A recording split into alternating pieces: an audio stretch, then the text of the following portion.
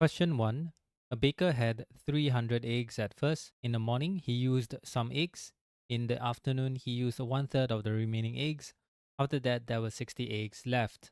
How many eggs did the baker use in the morning? So I've drawn a model. That's what you see over here. From the question, it says in the morning, he used some eggs. In the afternoon, he used one third of the remaining egg. So I'm going to put here use. And it will be something like this. After that, there were 60 eggs left. In this case, you have 60 eggs left, and in this case is 60 eggs left over here. So the thing is that everything or the total is actually 300. We have 300 of the total eggs. So that means what's left is equal to 1 minus 1/3, because they say he used 1/3 of the remaining, as what we see over here. So therefore, what's left is 2/3 of the remaining. So 2/3 of remaining is equal to 60. That means 1/3 remaining is equal to 60 divided by 2. This will give us 30. So 3 out of 3 remaining will then be equal to 3 times 30, which is 90. Now we know the remaining. How many eggs did we use in the morning? Morning, it's basically total minus remaining. And in this case, the total is 300 minus remaining 90. This will give you 210. So there you go. The answer is 210. Question 2. There are 7 shaded squares in the figure. Shade 5 more square to form a symmetric figure with AB as the line of symmetry. So we just need to shade extra squares. So usually you can just look at one side and see whether the other side has it. So in this case, this is okay. This is okay. What about this one? So it's a mirror image. So that means we have to add one here. Then after that, we move on to the next shaded one. So we just need to know the opposite. So it is half a square space. So that means this is over here. Then the next shaded square on the right side of the line of symmetry, that means this is here. So when we go to the left, it is one square apart, and that means we need to add it over here. Then the last one, which is this one, then we need to move over one square apart, and it is over here. So let's count the number of squares. We have 2 on one side, and then we have 3 on the other side. Therefore, this is the answer, 5 squares to form a symmetric figure. Question 3. There were 50 red pens and 230 blue pens. After an equal number of red and blue pens were added, the ratio of number of red pens to the number of blue pens became 1:3. How many red pens were there in the end? So whenever you see a ratio, and then you know that there is a before or at first, something changed,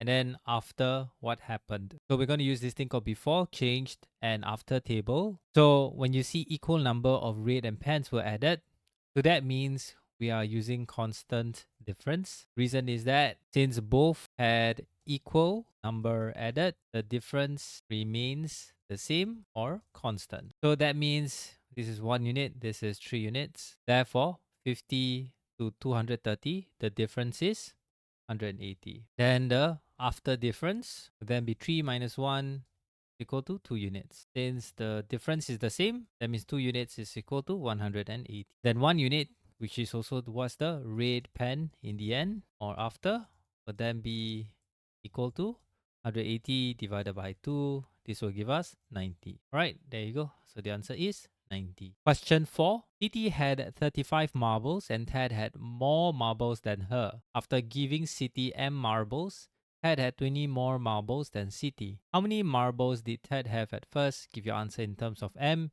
in the simplest form. So I drew a model. So for the first statement, it says Siti had 35 marbles, which you see over here. Then Ted had more marbles than her, but we don't know how much more. Then after giving Siti M marbles, so Ted gave Siti some M marbles, Ted had 20 more marbles than Siti. So it looks something like this. So after Ted has M marbles that is given to Siti, and after that he has 20 more marbles than Siti. So how many marbles did Ted have at first? Give your answer in terms of M. So in this case, we know that this is 20. And then at the same time, we also know that this is also M, what we see over here. And lastly, we also know that this part is also 35. So therefore, Ted at first has everything including the M, because the M over here was given to Siti, as what we see over here. So therefore, Ted, which is the top one, at first will then be equal to 35 plus M plus 20 plus M, and this will give us 55 or 2M. plus 55. Question 6. A box contained some yellow cubes and 72 blue cubes. 40% of the cubes were yellow. After some red cubes were added to the box, 32% of the cubes were yellow. How many red cubes were there? Alright. So first thing first, we know that 40% of the cubes were yellow, which means yellow at first is 40%. Then after that, we will just calculate blue at first.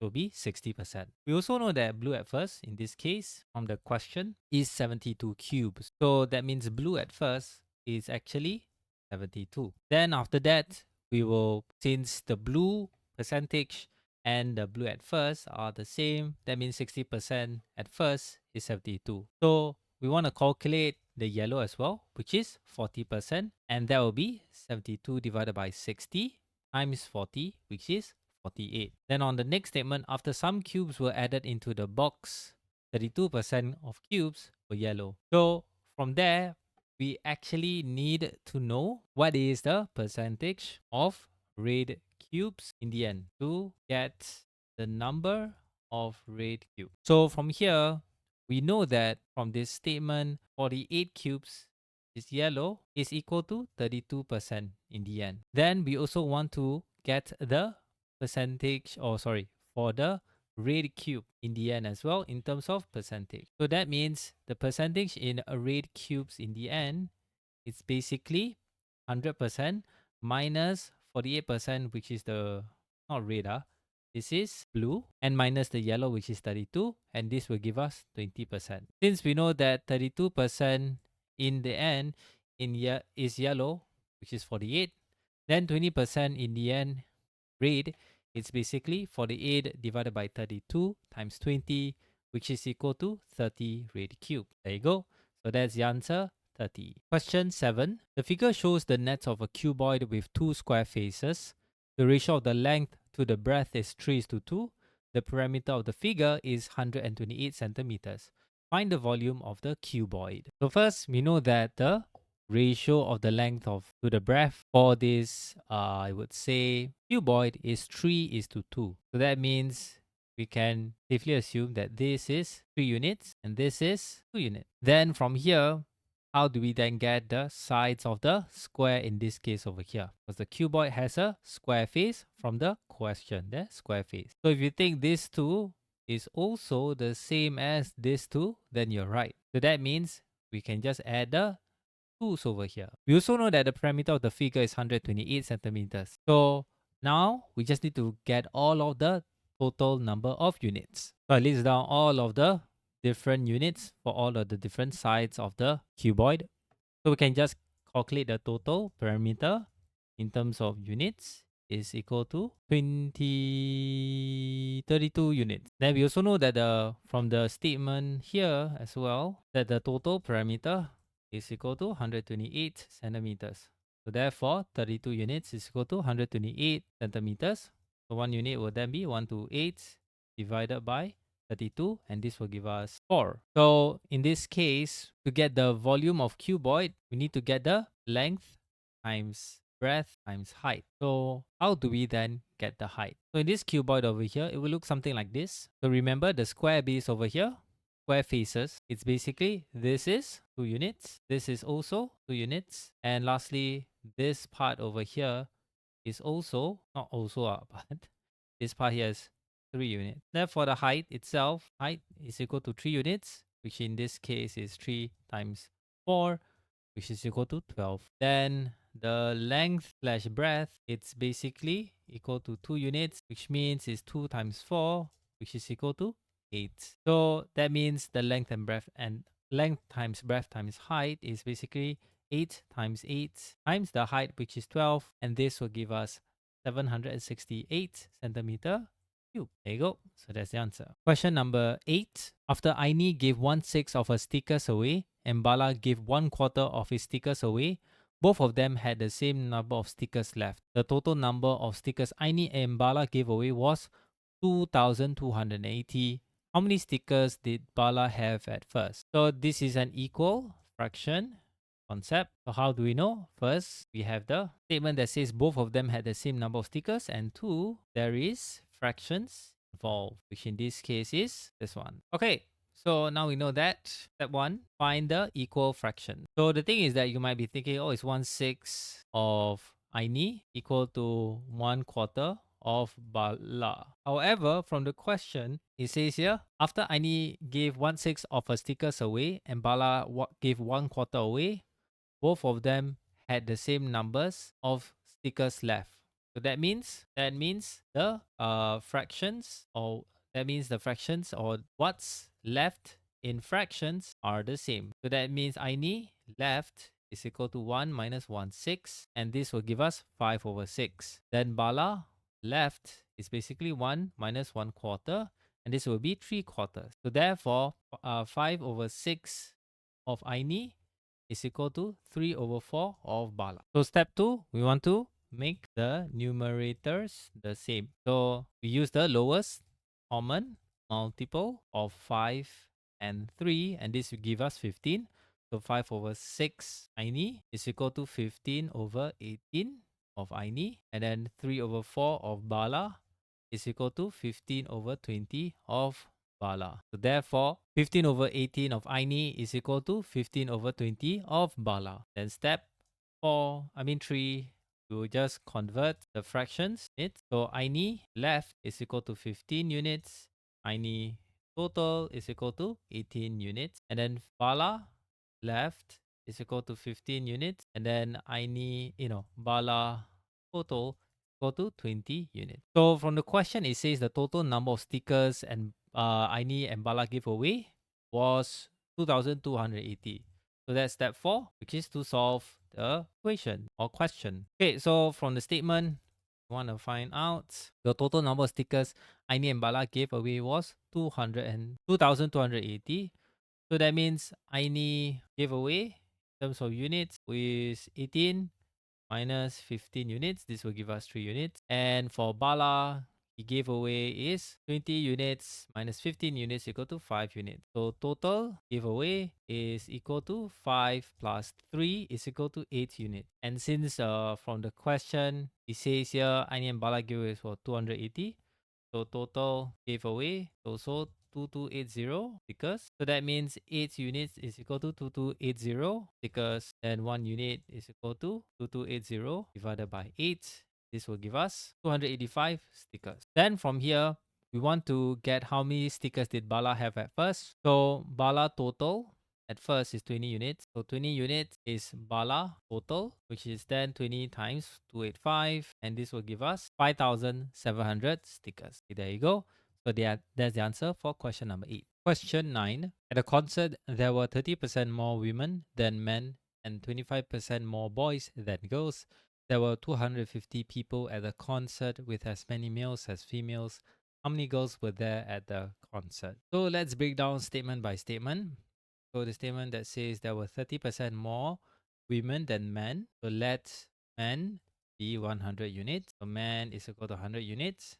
And women is basically 30% more, right? So it's basically men times bracket 100 plus 30 bracket percent. So basically it's men 100 units, 130%, and essentially it's just 130 units. Then the next statement, it says here 25% more boys than girls. So from here, around the same, but the thing is that boys and men are not the same, so we needed to use part. Therefore, let girls be so let girls be 100 units. So girls is 100 parts. So girls is 100 parts. And then for boys, would that be equal to boys times 125% of 100 plus 25 bracket percent, 100 parts times 125%. This will give us 125 parts. So the next statement that says there were 250 people in the concert with as many males as females. That means males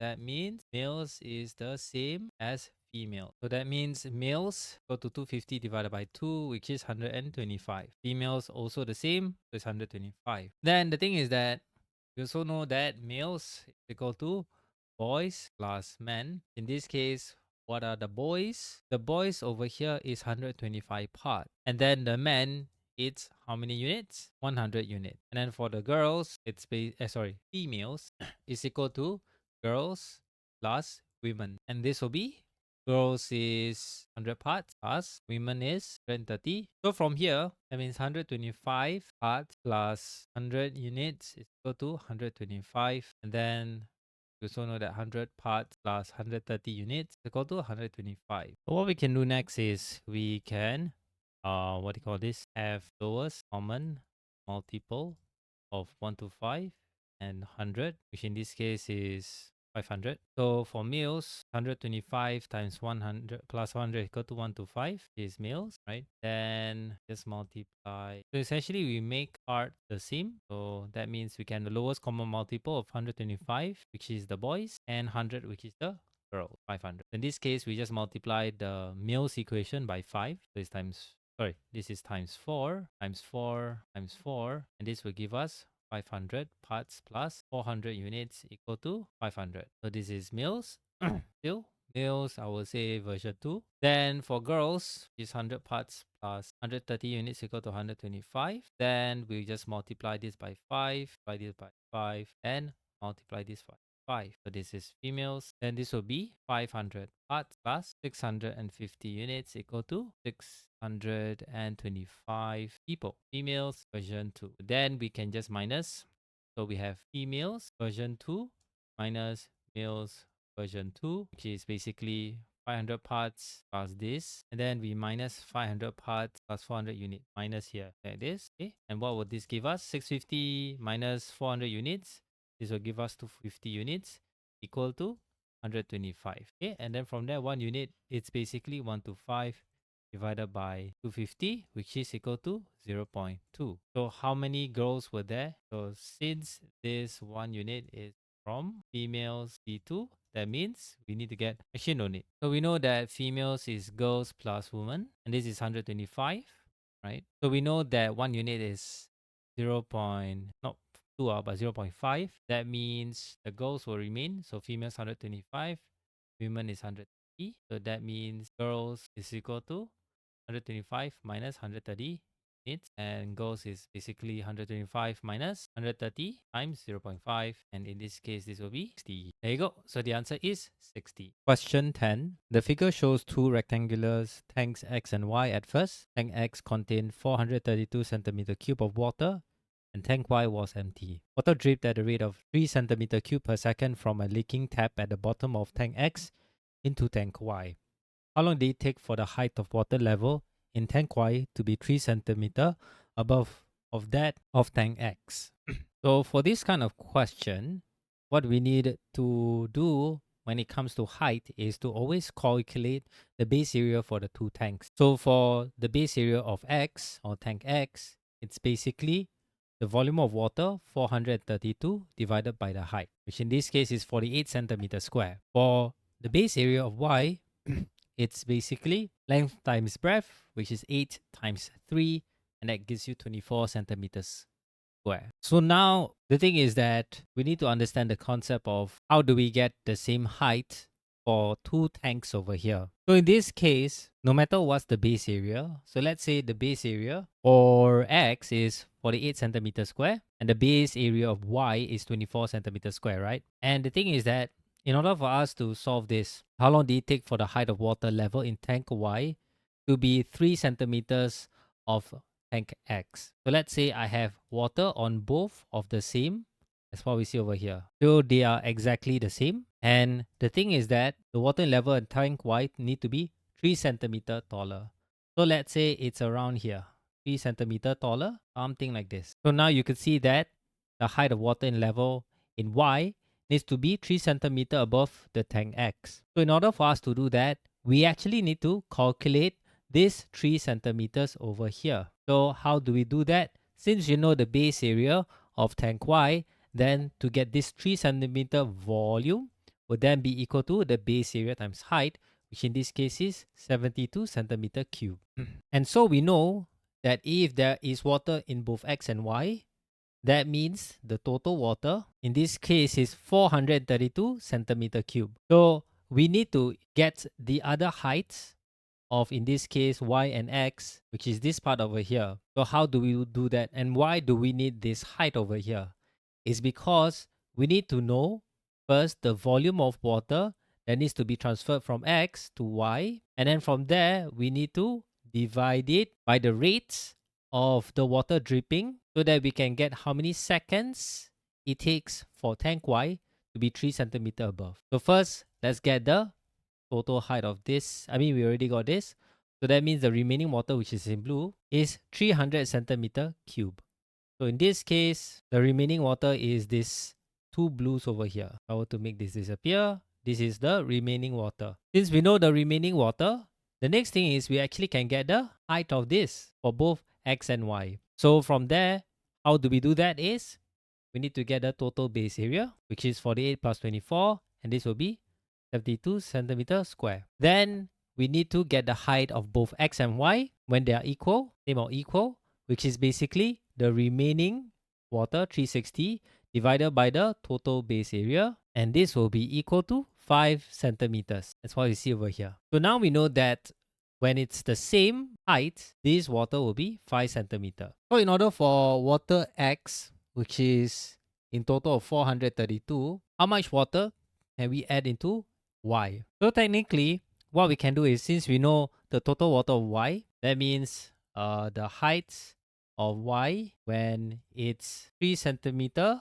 above tank X, it's equal to, so in this case, this will be 5 plus 3 equal to 8 centimeters. Now we can get the volume. So total volume of Y when it's 3 centimeters above tank X is base area times height, which is 24 times 8, and this will be equal to 192 centimeter cube. Since we know the total volume is 192 centimeter cube, then since water drip at a rate of 133 centimeter cube per second, so that means time taken of Y when it's 3 centimeter above tank X is basically 192 divided by 3.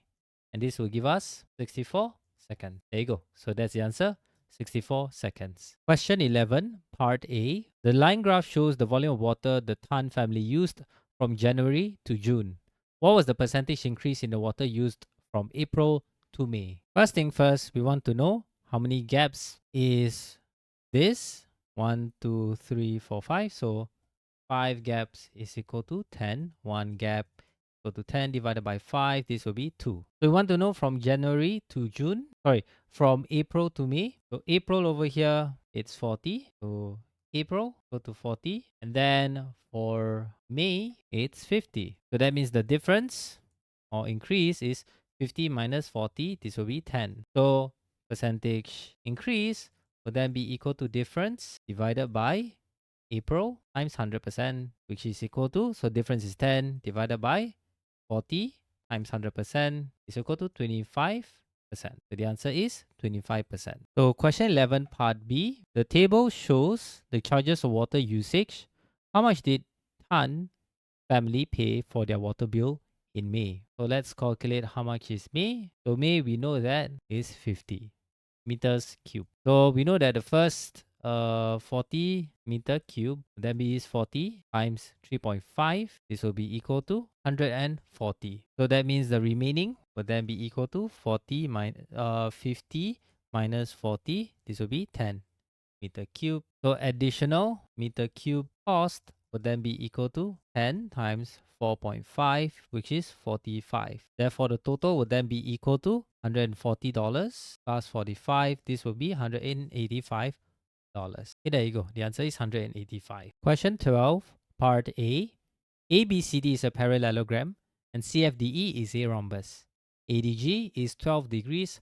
Find angle W. So for angle W over here, it's actually the same as this angle, which is AHC. Angle AHW is equal to angle AHC. So in this case, angle AHC is inside this trapezium over here, which is GHC D. And how I know they are parallel?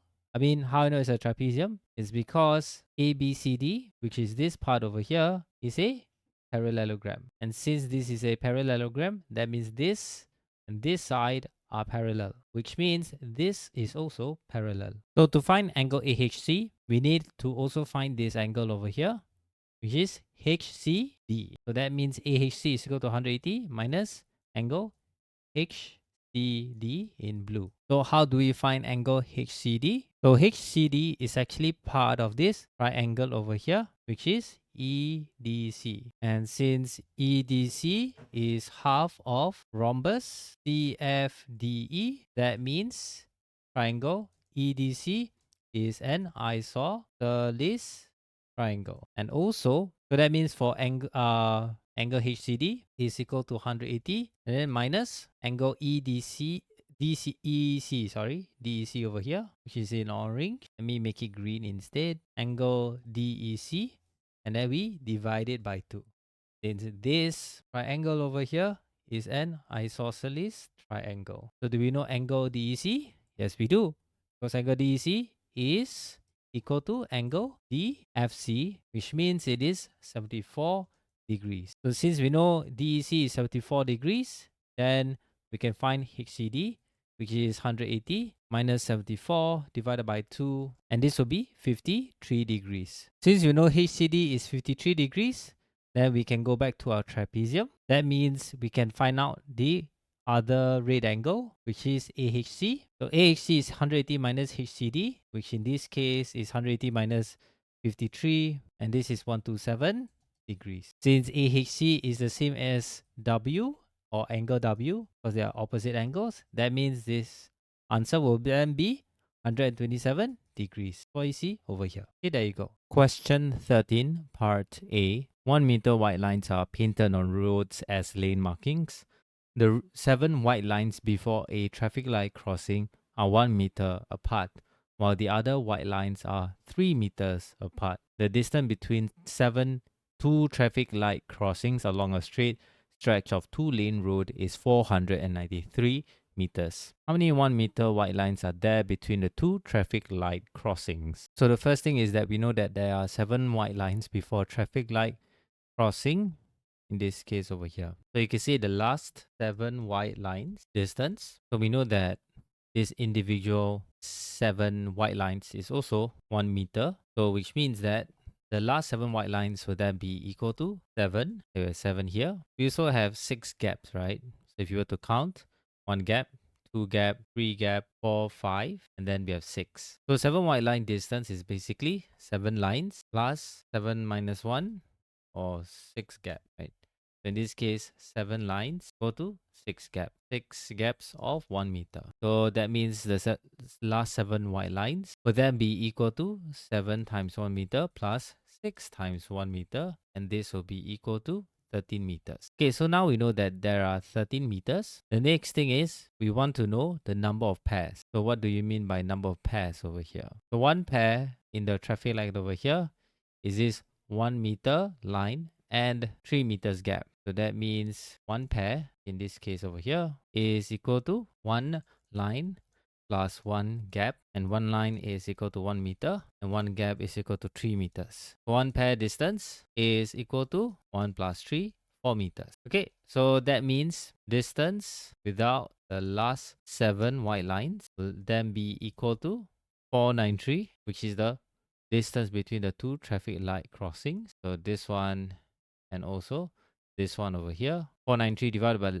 the last 7 lines is 13 minus 13, and this will be 480. So number of pairs, in this case over here, 1 pair distance is 480, and 1 pair is 4 meters. So we divide by 4 meters, and this will give us 120. So we know the number of pairs. That means since there are 120 pairs, which means there are 120 1 meter white lines without the 7 or the last 7 white lines. Therefore, we total 1 meter white lines will then be equal to 120 plus 7. This will be 127 white lines as what you see over here. There you go. So question 13 part B. Question 14 part A. The bar graph shows the number of books borrowed from the school library over 5 days. The bar for Friday is not shown. The books borrowed were fiction and non-fiction books. 30% of the books borrowed from Monday to Thursday were non-fiction books. The table shows the number of fiction books borrowed from Monday to Thursday. The number of fiction books borrowed on Wednesday is not shown. How many fiction books were borrowed on Wednesday? So if you were to look in this graph, we need to know the number of books borrowed for Wednesday. So if you were to look at a graph, First thing is we need to know the number of gaps, right? So the number of gaps over here is 4 gaps. So that means one gap would then be equal to 5. Then from there, we can just calculate Wednesday over here. So Wednesday, it's basically one line above or one gap above 80, which means Wednesday is 80 plus 5, which is 85. Now we know what's the total number of books. The next thing is from the table over here, you say number of fiction books are here and we want to find for Wednesday. So how do we do that? From the question, it says here 30% of the books borrowed from Monday to Thursday were non-fiction books. So that means it is the total number of books that we need that we have in this. So we need to calculate for every day itself. So for Wednesday, we know it is 85. Then in this case for Tuesday, it is one gap above 85, which is 90. Then for Monday, it is 65. And then lastly, for Thursday, it is 40. So from here, we actually can get the total of Monday, Tuesday, Wednesday, Thursday, Friday. So Monday to Thursday, right? Total books would then be equal to 65 plus 90 plus 85 plus 40, and the total would then be equal to 280. And we also know that Monday to Thursday, the total number of books borrowed that were non-fiction. So we're going to find fiction, right? So Monday to Thursday, so this is 30%. It is non-fiction, is 30%. So that means Monday to Thursday fiction would then be equal to 100 minus 30, which is 70%. So from here, we can actually find Monday to Thursday fiction, which in this case is equal to the total number of books, which in this case is 280. And then we times 70%. This will be equal to 196. So we know the Monday to Thursday fiction is 196. Then we want to find Wednesday. So Wednesday fiction will then be equal to the total, right? Total minus month, minus Tues, and one minus Thurs, right? So the total, we have 196, and then minus 45, minus 57, and minus 28 from here. Okay, and this will be equal to 66. There you go. So question 14, part B. The number of books borrowed from Monday to Wednesday is 4 times as many as the number of books borrowed on Thursday and Friday. Find the number of books borrowed on Friday. So we know the number of books that we have from Monday to Wednesday that we have calculated earlier. So what we want is not Monday to Thursday, but Monday to Wednesday, because from this statement over here, we can actually get a clue to get how to get on Friday. So from this, what does it mean? Monday to Wednesday is 4 times as many as number of books of Thursday and Friday. So which means Monday plus Tuesday plus Wednesday is equal to 4 times as many books as Thursday plus Friday. So in this case, let's 1 unit be Friday. So which means that Monday plus Tuesday plus Wednesday. So Monday is 65. If you look over here, so Monday is 65, 90, 85. Okay. So 65 plus 90 plus 85 equals to 4 times. So 4 times bracket, we have Thursday, which is 40 times plus 1 unit. So if we were to add all together in this will be 240 equal to 4 times of 40 plus 1 unit, which is basically 4 times 40 plus 4 times 1 unit. Simplify again, this will be 240 equal to 160 plus 4 units. So 4 units would then be 240 minus 160, and this will be equal to 80. So from here, we can get 1 unit, which is equal to 80 divided by 4. This will give us 20. So is 20 the answer? If we look back, let 1 unit be Friday. That means 1 unit is 20 and Friday is 20. There you go. Question 15. The average height of a group of 3 girls and 5 boys was 160 centimeters. The average height of the 3 girls was 12 centimeters less than the average height of the 5 boys. Find the average height of the 5 boys. So in this case, we actually can create models to visualize a little bit better. So let's say in this example, we have 3 girls. So let's make it that all the girls and girls are the same height and boys are the same height. So from here, it says the average height of the 3 girls was 12 centimeters, then the average height of the 5 boys. But before that, why we want to make the same? Because if they are the same, then the average is also the same. So from here, the average height of the 3 girls was 12 centimeters. Then the average height of the 5 boys, this just means one girl is 12 centimeters less than one boy. So from here, we can just say that using the model, the boy and girl over here, the boy is 12 centimeters taller than the girl. Then over here, do we know what's the total number of girls and boys? Yes, we do. So that means for the girl, we have 3 girls. We have 1, 2, and then we have 3. So then for the boys itself, we have 5 boys, right? We have 1, 2, 3, 4, 5. So from here, can we get the total? Yes, we can. Because from the question over here, it says the average height of group of 3 girls and 5 boys is 160. So that means the total would then be equal to 160 times bracket 3 plus 5. In this case will be equal to 1280. So from the model itself, then we can just put in 1 unit for the girl like this. 1 unit like this over here. So to get 1 unit, or if we were to count, in this case is 8 units plus 5 times 12 is equal to 1280, which if we were to simplify, it will be equal to 60. Then we can just minus 60, which is 1280 minus 60. This will be 1220. So 1 unit would then be 1220 divided by 8, which is 152.5. Okay, so from here, since the height of all the boys are the same, that means the average height of 5 boys is just 1 boy height. So from here, that means one boy height would then be 1 unit plus 12. In this case, 2.5 plus 12, and this will give us 164.5 centimeters. 0.5, not 0.65. But yeah, there you go. So that's the answer. Question 16, part A. Mr. Abdul received some Majula Singapore vouchers in denominations 2, 5, and 10. There was many $10 vouchers, $5. The ratio of the number of $2 vouchers to the number of $10 vouchers was 3:2. The value of all the vouchers was 1,260.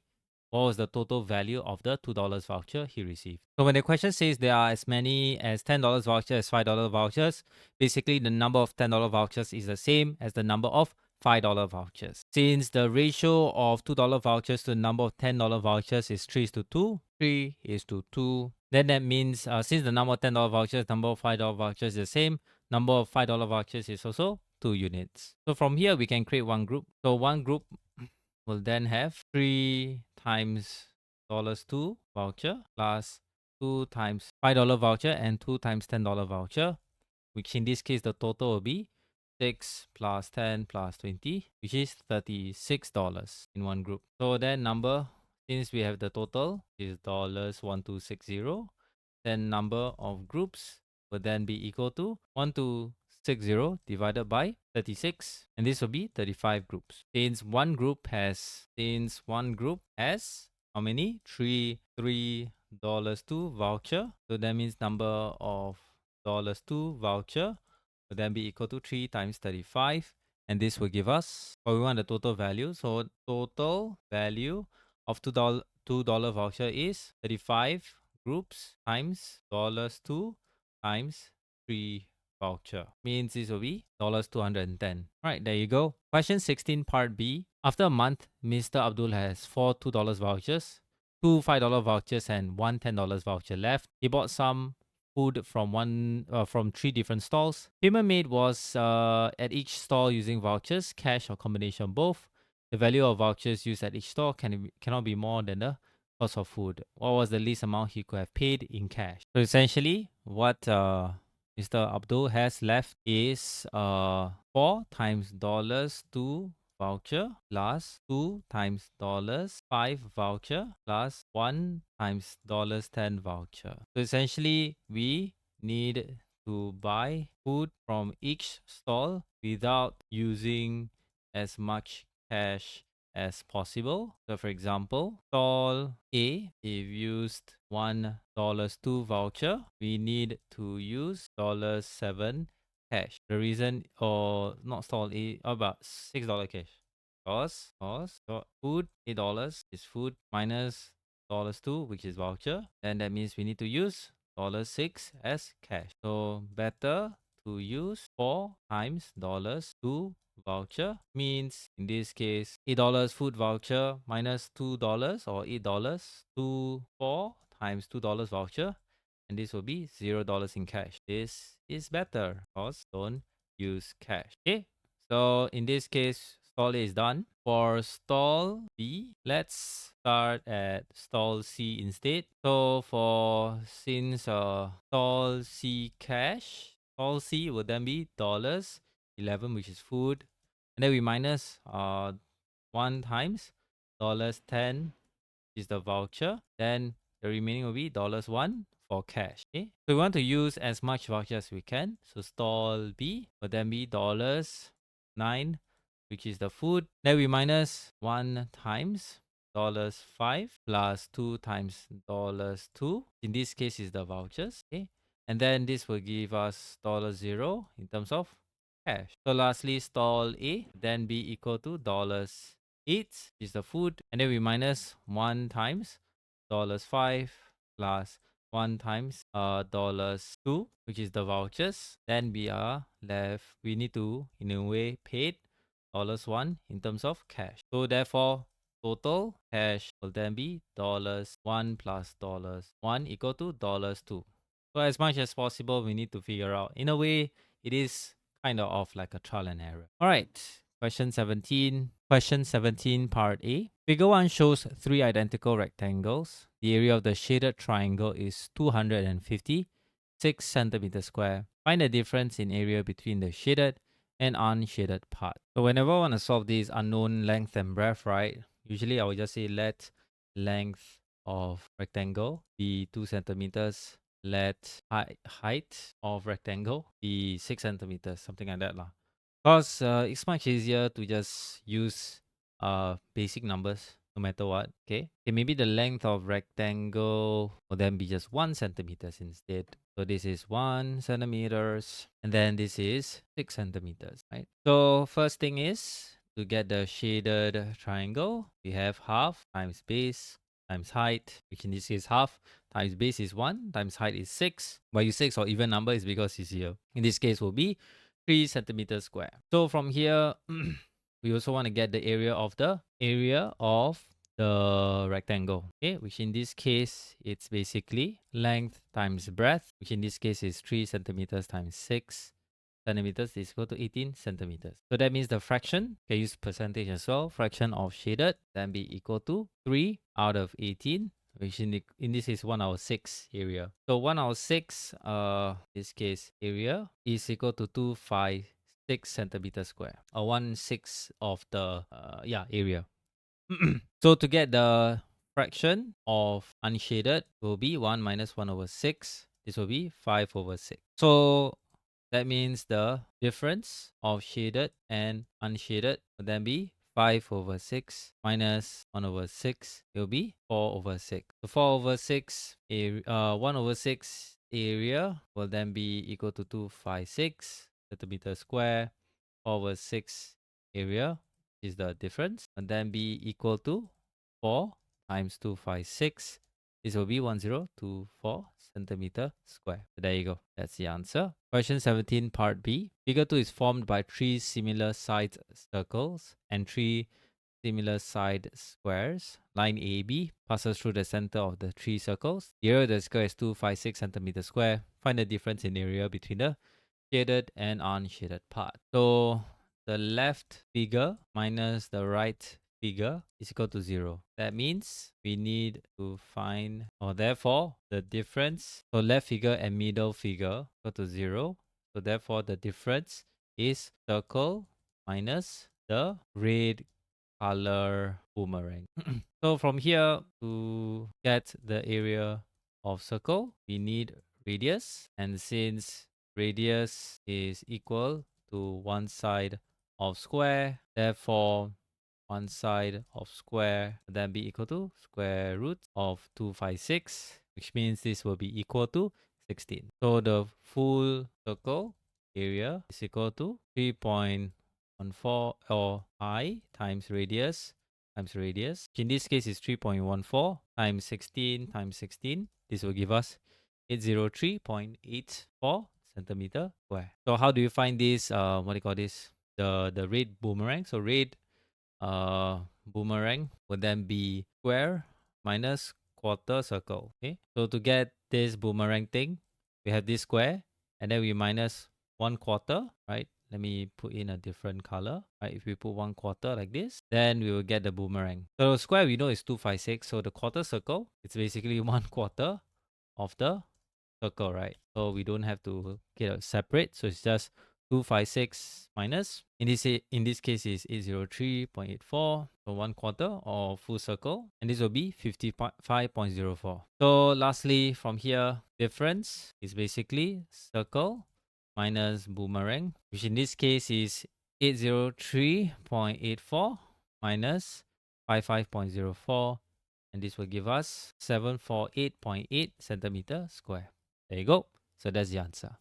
That's about it. If you like this video, give a thumbs up. If you want more of this kind of videos, subscribe down below. Comment down what other things you want me to show you next. See you in the next one. Bye bye.